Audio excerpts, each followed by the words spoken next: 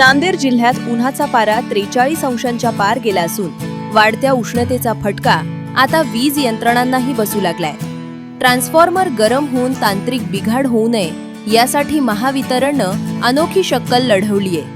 अर्धापूर येथील विद्युत केंद्रातील ट्रान्सफॉर्मरचं तापमान नियंत्रित ठेवण्यासाठी तिथे चक्क कूलर बसवण्यात आले आहेत। अतिउष्णतेमुळे वीज पुरवठा खंडित होऊ नये आणि यंत्रणेवरचा ताण कमी व्हावा यासाठी ही उपाययोजना करण्यात आली आहे। महावितरणच्या या कूल प्रयोगाची सध्या सर्वत्र चर्चा सुरू आहे।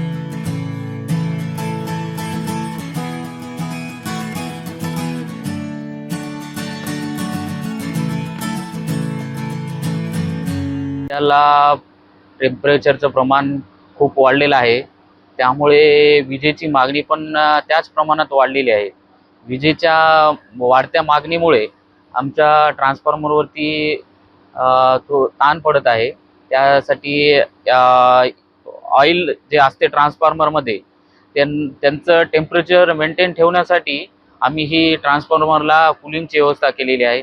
कारण जवळपास टेम्परेचर 42 अंशाचं असल्यामुळे खूप प्रमाणात विजेची मागणी वाढत आहे।